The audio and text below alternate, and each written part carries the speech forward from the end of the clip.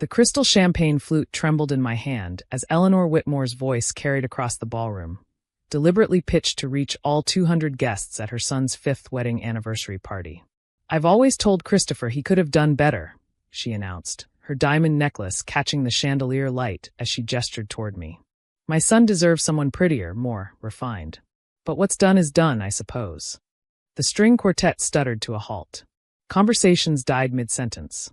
200 pairs of eyes turned toward me, standing alone by the dessert table in a simple black dress that had taken me 3 months to save for.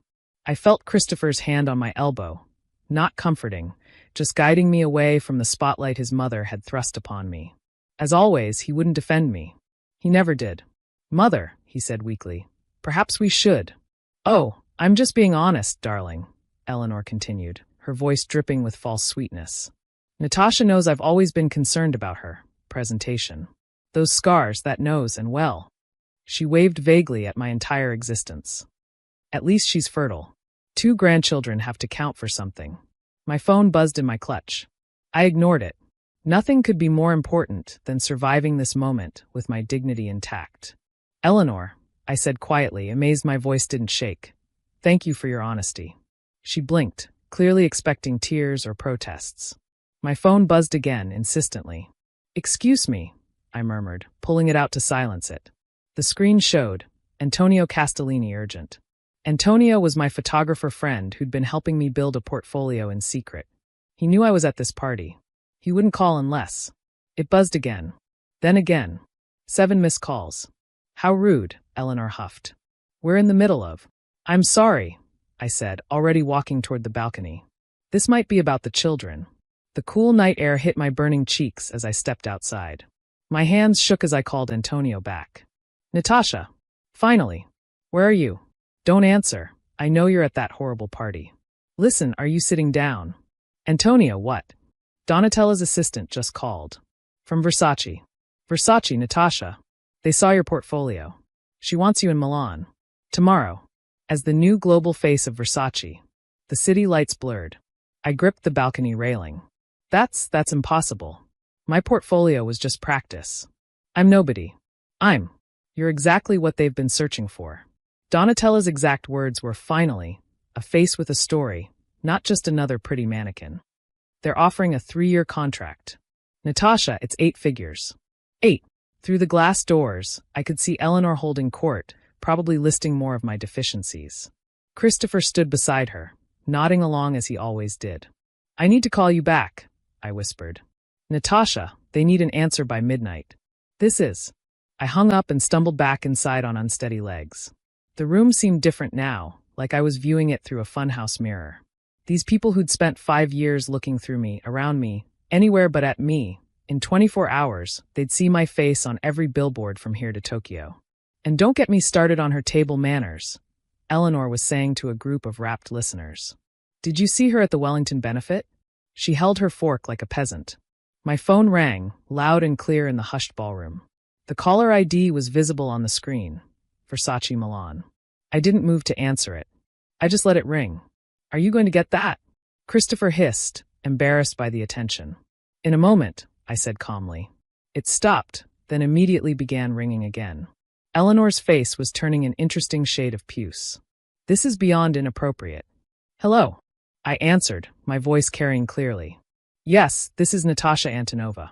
The ballroom was so quiet I could hear my own heartbeat. "Yes, Mr. Castellini called me." I'm honored by the offer." I paused, letting the moment stretch. "The global campaign?" "Yes, I understand the scope." Someone dropped a glass. The crash echoed like thunder. "Tomorrow morning?" "Of course. I'll be on the first flight to Milan." Another pause. "Yes, I understand Donatella wants to meet personally." "Thank you." "Yes, I'll have my lawyer review the contracts tonight." I ended the call and looked up to find 200 people staring at me in absolute silence. Eleanor's mouth was opening and closing like a beached fish. "I'm sorry," I said, surprised by how steady my voice was. "Where were we?" Yes, my unfortunate face. "Versace," someone whispered. "Did she say Versace?" Eleanor recovered first, letting out a shrill laugh. "This is obviously some kind of prank. Christopher, your wife's desperate need for attention has reached new lows." I pulled up the email that had just arrived, holding my phone so those nearest could see the official Versace letterhead, the contract summary, the signature of Donatella herself. 8 million euros, someone read aloud. 3-year exclusive contract, global campaign. Milan, Paris, New York. The whispers spread like wildfire through the crowd. Eleanor's friend Margaret, who'd always been slightly kinder, stepped forward. Natasha, dear, is this real? As real as my unfortunate nose, I said, looking directly at Eleanor. The one Donatella specifically mentioned loving. Said it reminded her of ancient Roman statues. Classical beauty, I believe were her words. Christopher finally found his voice. But you're not a model. You're a mother. You have stretch marks. Versace's new campaign is about real beauty, I said, the words feeling surreal. Women with stories written on their skin. Apparently, my C-section scar is hauntingly beautiful. Eleanor grabbed her son's arm. This is a mistake. They'll realize it once they see her in person. The lighting here is forgiving, but in harsh studio lights? Those acne scars from her teens? That birthmark she tries to hide. My phone buzzed with another email. Oh, I said mildly, they've sent the mood boards. Would you like to see them, Eleanor? The creative director particularly loved what he called my constellation of imperfections. Said they tell a story of resilience. This can't be happening, Christopher muttered. You're my wife. You're ordinary. And there it was. 5 years of marriage summarized in one word. Ordinary. Natasha Antonova? A man in an impeccable suit appeared at my elbow. I'm David Chun from Chun & Associates. Versace hired us to handle your contracts immediately. Might we speak privately?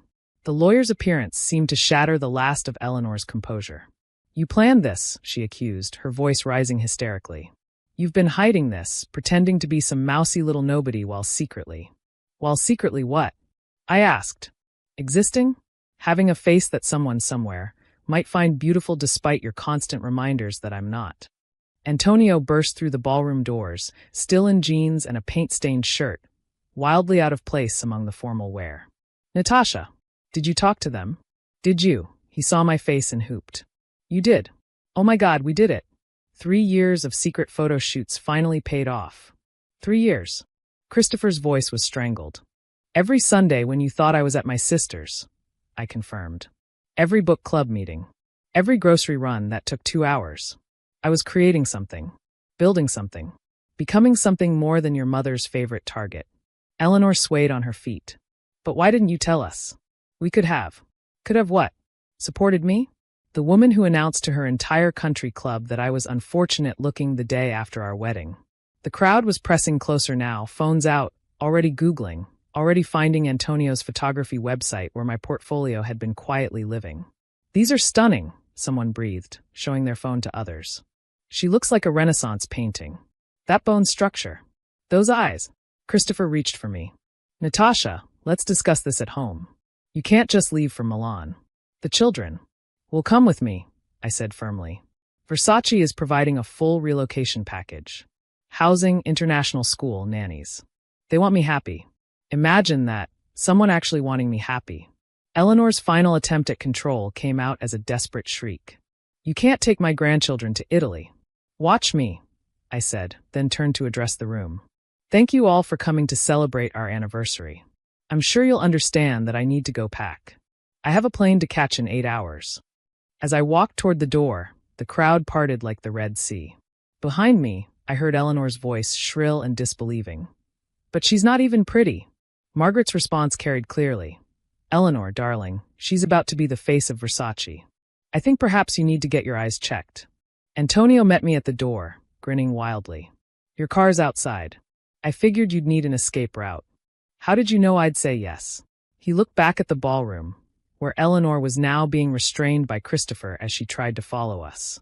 Because I've watched you shrink yourself for these people for 5 years. No more hiding, Natasha. Time to show the world what I've seen through my lens all along. As we drove away, my phone exploded with notifications. The party guests were already posting on social media. Cinderella moment at the Whitmore anniversary. You won't believe what just happened. Ugly duckling transforms into Versace swan. But I wasn't Cinderella, and this wasn't a fairy tale. This was better. This was a woman who'd been told she wasn't enough finally discovering she was everything. 3 months later, My face was everywhere. Times Square, Shibuya Crossing, the Champs-Élysées. The girl Eleanor Whitmore had called too ugly, for her son was stopping traffic in 12 countries. The campaign's tagline? Beauty isn't perfect. It's powerful. Christopher had been served divorce papers the day I left for Milan. Eleanor had attempted to sue for grandparent rights and failed spectacularly. The judge, a woman who'd perhaps heard similar criticisms in her life, had been particularly unsympathetic to a grandmother who'd publicly humiliated the children's mother. On the first anniversary of that horrible party, I stood in my Milan apartment, my children playing in the sunshine streaming through floor-to-ceiling windows. My phone rang, Christopher again. Still calling, still leaving messages about how he'd made a mistake, how he'd always thought I was beautiful, how his mother had poisoned his mind.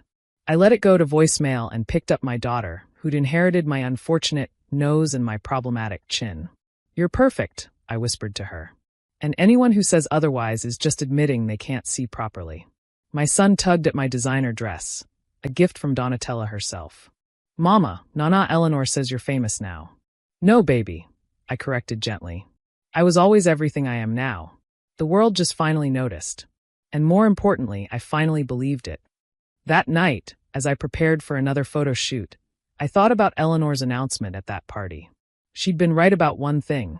Her son had deserved someone prettier. He just hadn't deserved me.